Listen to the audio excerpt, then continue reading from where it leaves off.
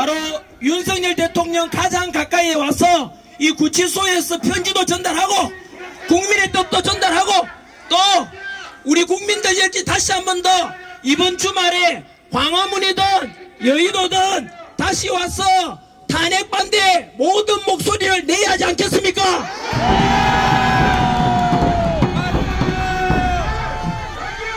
지금 지난주 이후로 크게 세 가지 큰 사건이 터졌어요. 첫 번째는 어제 뉴스 보셨습니까?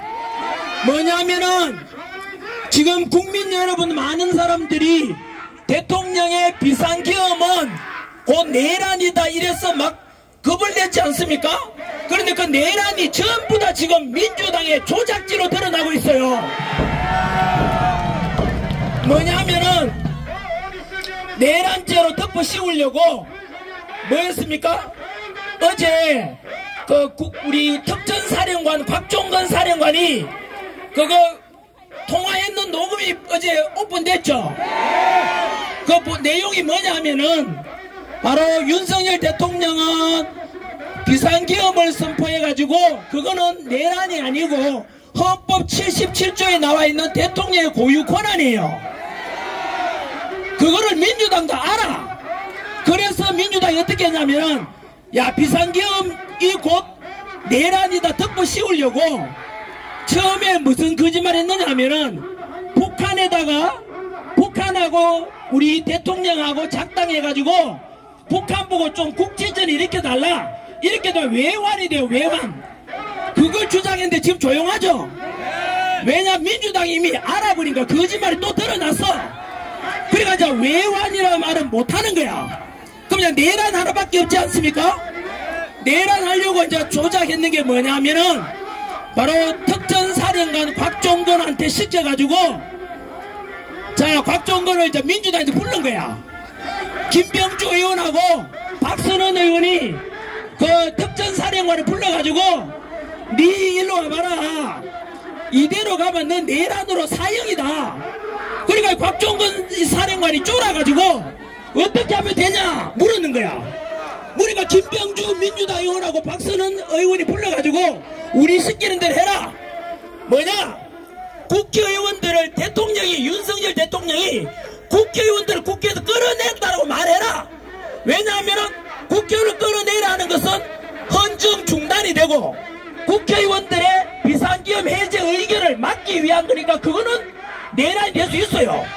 그래가지고 거짓말로 이제 시키는 대로 한 거야. 이 곽종건 특전사령관이 뭐 했습니까? 바로 김병주 의원하고 박선원 민주당 의원이 이 특전사령관 불러가지고 아까 말씀드린 대로 너 대통령 지시했다고 거짓말해라. 국회의원을 끌어냈다고 말해라. 거짓말한 게 어제 드러났잖아요. 예? 그러면은 내란이 무죄야 무죄. 내란이 아닌 거야. 거기다가 또 내란 혐의로 덮어 씌워가지고 뭐 했습니까? 공수처에서 오동훈 처장한테 체포해라 끌어내라 했죠? 그거 합법입니까? 불법입니까? 불법 아닙니까? 지금 검찰에서 공수처하고 쭉 조사하고 수사하고 있어요. 그 거짓말로 해가지고 우리 대통령을 끌어내고 체포한 거야. 거기다가 체포영장, 구속영장 발부받는 곳이 어딥니까? 서부지법 아닙니까? 그거 전부 불법이야 불법. 결론은 뭐냐면은 우리 윤석열 대통령은 합법적으로 계엄을 선포했고 민주당에서 내란을 덮어씌우려다 거짓말로 다 드러나버린 거야. 그럼 결국 우리 대통령은 불법으로 체포되고 불법으로 지금 구치소에 와 계신 거예요. 그리고 또 조작지 했는 게 뭐냐면은 체포 명단이라고 이름을 쓰라 해가지고 그 윤석열 대통령이 시켰다라고 국정원의 홍장원 차장이 또 말했잖아요. 그 메모지 다 거짓말인가 드러났잖아요. 그러니까 공산당하고 민주당 공통점이 뭔지 아세요? 거짓말밖에 안 해. 입만 뜨면 거짓말이야. 이재명도 입만 뜨면 거짓말이야. 지금 여러분 민주당에서 우리 윤석열 대통령을 내란죄 덮어 씌우려고 특전사령관 대통령 와서 불러가 회유하고 조작했는 거는 엄청난 범죄입니다. 이게 실제로 내일 안에 해당돼요. 내일 안에. 왜냐하면은 죄 없는 대통령 끌어내려고 했는 거잖아. 이거는 있을 수 없는 반영행위를 지금 하고 있는 거야 지금은. 그래서 결국은 이런 말이 있지 않습니까? 거짓은 진실을 이길 수 없다. 전환기는 꿈에라도 거짓말하지 말라. 오직 진실만 말합니다. 그래서 반면에 민주당에서는 어쨌든 우리 대통령 끌어내리고 자유민주주의 붕괴시키려고 거짓말 조작짓만 하고 있는 거예요 지금. 그래서 국민들이 점점 알아버리니까 이제는 결국은 대통령 지지율은 자꾸 올라가고 탄핵 반대 윤석열도 석방하라는 이 요구는 국민들이 그 대통령 탄핵 찬성보다 수십 배가 많게 되는 거예요. 당연히 결국은 두고 보시면 알겠지만 다음 주에 우리 윤석열 대통령께서는 반드시 각하되고 직무복귀 될 것입니다 여러분.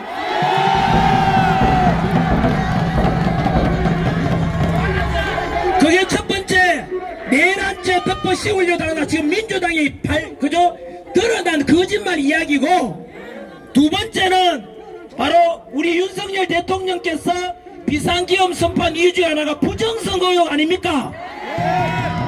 전한길도 부정선거 있을 수 있다 라고 이야기했는데 민주당이 저를 고발했어요. 민주당하고 선관위는 한 통속인 거예요. 그래서 선관위가 지금 부정선거라든가 그 다음에 투표한 관리라든가 이런 게 엉망이잖아요. 그저께 뉴스 보셨죠? 선관위에 대한 감사원의 감찰 결과 무려 878가지의 비리 나쁜 짓을 했던 게 드러났단 말이에요. 878가지. 이거는 선관위가 썩어 빠진 거예요 지금. 그래서 저는 짧은 시간이나마 이 부정선거에 관한 의혹에 관한 것은 윤석열 대통령께서도 앞으로 틀고 가야 된다. 앞으로 지방선거를 하든 국회의원 선거를 하든 대통령 선거를 하든 간에 투명하게 해야 되는 게 민주주의를 살리는 거 아니냐. 얼마나 타당하고 국가를 위한 생각 아닙니까 여러분? 그래서 저도 마찬가지로 부정선거가 있었는지 없었는지 전부 다 열어보자. 그래야 다음에 투명해질 수 있지 않겠느냐 하니까 민주당이 자꾸 듣고 가세요. 그래서 심지어 민주당에서는 전한길처럼 야 부정선거 있을 수 있다, 투표 제대로 깨끗이 하자라고 이렇게 주장하면 10년 이하의 징역에 처하도록 또 말 못하게 막는 거예요. 그게 민주당입니다. 민주당은 더불어민주당이 아니라 더불어 독재당이에요. 이거는 민주주의에서 있을 수 없는 짓을 하고 있습니다 지금. 그래서 저는 우리 지금 국민의힘에서도 사전선거가 가장 부정선거 의혹이 높거든요. 사전선거는 깜깜이야 깜깜이. 그래서 사전선거를 없애고 당일 투표만 하자. 덧붙여서 전환길은요 대만이나 독일처럼 하자고 주장하는 거예요. 대만이나 독일은 어떻게 하느냐면은 독일은 투표자가 5천만이 넘었거든요. 불과 20일 전에 있었던 거예요. 거기에서 독일은 전산화를 안 해요. 오직 수작업으로 개표, 투표, 집계까지 다 해요. 왜 그렇게 할까요? 그 다음에 대만도 그렇게 해요. 대만이 전 세계 반도체 수출 1등이거든요. 근데 대만은 어떻게 하느냐 하면은 우리 초등학교 때 반장 선거처럼 그 자리에서 투표하고 선거 참관인들 보는 데서 그 자리에서 다 개표하고 그리고 투표함 이동 없이 그 자리에서 집계를 다 해요. 투표함 이동 있어요 없어요? 없죠? 그러면 왜 투표함 이동이 있게 되면 부정할 수 있지 않습니까? 그러니까 그 자리에서 투표하고 그 자리에서 개표하고 그 자리에서 집계까지 다 해서 그렇게 하자. 독일도 그렇게 했는데 5천만 명이 넘는 투표자인데 8시간 만에 개표가 다 끝났어요. 우리나라도 다음 선거 있기 전에 반드시 그렇게 해야 돼요 여러분. 왜냐하면 부정선거를 제가 깨고 가자, 털고 끌고 가자는데 반대하는 당이 어느 당이에요? 민주당이 또 부정선거 저지르겠다는 거야 저놈들이. 민주당은 답변 안 하고 부정선거 안 저지르겠다 말하면 전환기를 하자는데 하자고. 누구도 좋고 우리도 좋고 다 좋은 거 아니에요? 저는 윤석열 대통령 직무 복귀하면은 반드시 지금의 이 선거제도를 바꿔야 됩니다 여러분. 그래서 대만식 요 선거하자는 것을 전 국민들에게 알려드리고 싶습니다. 세 번째 마지막입니다. 제일 중요한 게 지금 헌법재판소 문제 아닙니까? 지금 헌법재판관들 8명이 어떻게 결정하느냐에 따라서 대한민국은 두도각 날 수 있고 그리고 엄청난 유혈 사태가 일어날 수도 있습니다 여러분. 그러면은 지금 헌법재판관들은 국가도 무너뜨리지 않고 국민도 두동강 나지 않고 통합하고 그리고 자기 본인들도 살 수 있는 방법이 있어. 솔로몬의 지혜, 솔로몬의 재판 하면 되거든요. 뭐 하면 되느냐 하면은 아시다시피 헌법재판관들 안에 국민들의 이미 전체 절반이 신뢰를 하지 않고 있어요. 그러다 보니까 이 불의하고 공정하지 못한 헌법재판관들이 재판하게 될 국민들이 만약 인용하고 우리 대통령 그 파면시킨다면 그걸 뭐죠? 우리가 그 수긍이라 해야 되나? 우리가 따르지 않을 가능성이 크잖아요. 두 번째는 아시다시피 우리나라 전환길의 주장이 아니고 저는 법 전문가가 아니잖아요. 대한민국의 최고의 헌법학자가 허영 교수님이라고 계십니다. 허영 교수님. 그 교수님이 말씀하시기를 이렇게 공정하지 못한 재판관들과 함께 우리 윤석열 대통령 재판 심리 과정에서 무려 10가지 불법적인 게 있었다고 말씀하셨어요. 뭐 대표적인 게 알다시피 국회에서는 대통령을 내란죄로 덮으시고 놓고는 헌법재판소에 내란죄를 빼고 지금 심리가 진행했잖아요. 그 내란죄가 전체 혐의의 80%를 차지하는데 80%를 빼버린 거야. 그 자체가 이미 탄핵 소추에 대한 구성 요건이 안 된대요. 그러면은 지금이라도 각하해버려야 되는데 그 교수님 말에 의하면 그것을 비롯해서 알다시피 윤석열 대통령이 그 헌법재판소에서 반론을 제기하려도 문영배가 하지 마라 그랬잖아요. 그래서 이놈은 문영배 같은 놈은 일제강점기 때 일본 재판관보다 못하다 그랬잖아요. 말이 됩니까? 여러분 뭐 화나는 일은 너무 많습니다만 억울해가지고 어쨌든 정리하면은 10가지의 불법적인 진행이 있었단 말이에요. 그렇게 해서 만약에 우리 윤석열 대통령을 탄핵 인용하고 파면하면은 그 허영 교수님께서 말씀하시기를 헌법재판소는 가루가 되어 사라질 것이다 했습니다. 그리고 그렇게 해서 불리한 재판관과 그리고 불법적인 재판 진행이 있었고 그렇게 해서 만약에 탄핵심판 인용되면은 문재인이가 말했어요. 그러면은 국민혁명이 일어날 것이다 그랬어요. 그리고 전환기로 말하면은 역사 강사니까 올해가 을사년이니까 그 파면시키는 헌법재판관들은 제2의 을사오적으로 역사에 기록될 겁니다. 왜냐하면은 그래서 그들은 절대로 우리 윤석열 대통령을 파면시키면 안 돼요. 왜냐하면은 생각해보세요. 박근혜 대통령은 당시에 언론이 조작죄라고 촛불집회 여는 바람에 국민 여론이 그래 돼가지고 우리 박근혜 대통령 지지율이 10%가 안 됐어요. 그러니까 헌법재판관 8명이 국민 눈치 본다고 90% 이상이 파면하라 하니까 그냥 파면해버린 거야. 8대0으로. 그런데 지금은 우리 국민 지지율이 몇 %예요? 50% 넘었잖아. 국민 50% 이상이 윤석열 대통령을 지지하고 탄핵시키면 안 된다고 하는데 그 탄핵에서 인용한다는 것은 국민에 대한 반역자야. 탄핵하면 돼요 안 돼요? 안 되죠. 그러면은 지금 국가도 안 무너지고 그리고 국민들도 분열이 안 되고 그 불의한 헌법재판관들도 살 수 있는 방법이 뭐냐면 바로 탄핵 각하를 각하 각하를 하게 되면 됩니다. 각하를. 각하하게 되면은 그거는 뭐냐 하면은 아까 말씀드린 대로 내란죄가 80%가 되는데 내란죄를 빼버리니까 아예 탄핵 소추 구성 요건이 안 되는 거예요. 그러면은 각하시키면 어떻게 되느냐 하면은 국가도 윤석열 대통령 직무 복귀하고 자유민주주의 수호되고 그래서 국가도 발전할 수 있고 국민들도 통합이 돼요. 왜냐하면은 보세요. 탄핵을 각하시키면은 민주당이나 이재명도 할 말이 없어. 왜 할 말이 없느냐 하면은 지금 알다시피 문영배, 이미선, 정정미, 정계선 안 되니까 40여기까지 집어넣으려 하잖아요. 그렇게 이재명 좌파 헌법재판관들 집어넣는데도 불구하고 각하가 됐다는 것은 얼마나 구성요건이 안 됐으면 그랬겠냐 해가지고 결국은 좌파들도 받아들일 수밖에 없는 거예요. 이해되죠? 그러면 국민이 통합될 수 있는 거예요.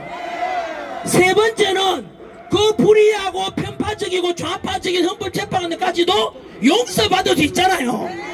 맞지요? 그래서 이 방송을 보고 계시는 국민 여러분 그리고 헌법재판관들 8명은 잘 들어놨다가 너희들도 살고 국민도 통합하고 국가도 자유민주주의가 수호될 수 있는 이 유일한 솔로몬의 결정이 바로 각하밖에 없습니다.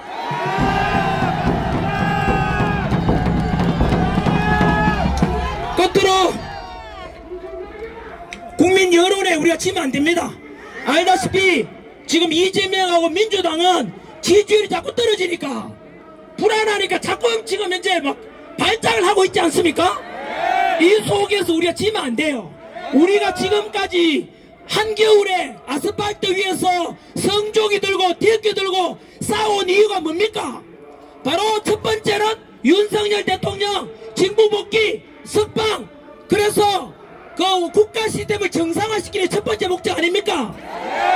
아직은 우리가 한겨울에 투쟁해온 성과가 아직 없습니다. 여러분 바로 탄핵 심판 각하시킨 것이 첫 번째 성과이기 때문에 그때까지 우리가 절대 투쟁을 멈추면 안 돼요. 우리가 이겨야 될 것 아닙니까? 두 번째는 지금 우리가 주장하고 있는 게 뭡니까? 단순한 윤석열 대통령 직무 복귀를 넘어가지고 반국가 세력에 대한 자유민주주의 수호 아닙니까? 지금 우리나라는 중국이 너무 안에 많이 들어와 있어요. 정치적, 경제적으로, 사회적으로. 까딱 잘못하면 우리가 제2의 홍콩이 돼요. 저는 중국처럼 이렇게 되면 사회주의가 되면 안 된다고 생각하는 이유가 첫 번째는 저는 기독교인입니다. 하나님을 사랑하고 있기 때문에 종교의 자유가 있는 게 좋아요. 불교 믿는 사람은 부처님께 기도할 수 있고 그 다음에 가톨릭은 성모 마리아 상 앞에서 기도할 수 있고 교회 다니는 사람도 예수님 앞에 기도할 수 있고 이게 좋은 거 아닙니까? 그런데 홍콩 가보세요. 중국 가보세요. 교회 다 불타고 신장 위구르 지역 티베트 지역에 불교 사원 다 불타요. 탄압하고 그게 사회주의입니다. 북한에 지금 종교가 있어요 없어요? 없잖아요. 우리나라 까딱 참하면 그래야 된다니까요. 전한길이가 공무원 강의하다가 왜 나왔는데요? 왜 나왔겠습니까? 요것도 뭐가 있어? 우리나라 지켜야 되기 위해서 때문에 나온 거예요. 그래서 왜냐하면은 이미 이제 지난번 그 헌법재판소의 김계리 변호사가 밝혔지 않습니까? 뭐냐면은 여러분 우리 기억나시죠? 전에 우리 그 광우병 파동 때 난리였잖아요. 네? 그리고 다음에 세월호 사건 때 난리 시켜가지고 박근혜 대통령 파면시켰잖아. 그 다음 이태원 참사 때문에 난리였죠. 여러분 이태원 참사나 그 다음에 세월호 참사 때 가족들은 어떤 느낌이 드는지 아세요? 빨리 잊고 싶고 너무 가슴 아프잖아요. 빨리 잊고 싶은데 자꾸 부추기는 거야. 자꾸 예? 여러분 그래서 언론도 같이 날뛰었고 그 다음에 일본에 후쿠시마 그 오염수 아시죠? 그거 방류한다고 해가지고 그거 민주당에서 자꾸 주장하는 바람에 회집 문 닫은 사람 많습니다. 국가 예산이 1조 6천억 들어갔어요. 그 때문에 그런데 여러분, 금방 말씀드린 세월호 사건, 그 다음에 그 광우병 파동, 그 다음에 이태원 참사에 대해서 부추기고 원전 오염수, 후쿠시마 원전 오염수 방류로 국민 불안하게 만들고, 그거 민주당이 했죠?